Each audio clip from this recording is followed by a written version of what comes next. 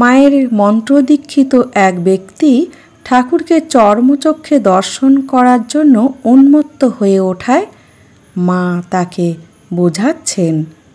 মা বলছেন, ঠাকুর বলতেন, যারা আমাকে ডাকবে তাদের জন্য আমাকে অন্তিমে দাঁড়াতে হবে।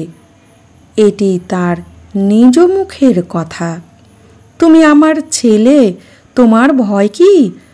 তুমি কেন অমন পাগল হয়ে চলবে? এতে যে তার দুর্নাম হবে, লোকে বলবে তার ভক্ত পাগল হয়েছে। তোমার কি এমন করা উচিত যাতে তার দুর্নাম হয়? যাও, বাড়ি যাও। 10 জনে যেমন আছে বেশ খাও দাও থাকো।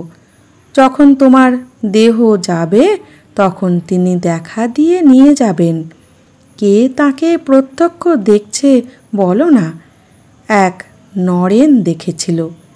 সেও যখন তার খুব ব্যাকুলতা ওই সব দেশে আমেরিকায়, তখন তিনি ঠাকুর তার হাত ধরে রয়েছেন বোধ করত, তাও কিছু দিনের জন্য।